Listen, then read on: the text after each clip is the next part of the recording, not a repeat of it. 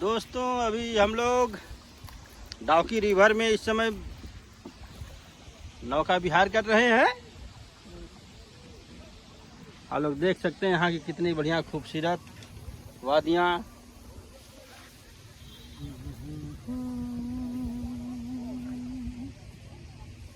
ये देखिए एक साइड से मछली मारने के लिए बैठे हुए हैं। देखिए यहाँ पे जो है फिशिंग का काम कर रहे हैं लोग, मछली पालन का काम कर रहे हैं, मछली मार रहे हैं। ये सारे जो है ये लोग नाविक हैं और मछली मारते हैं।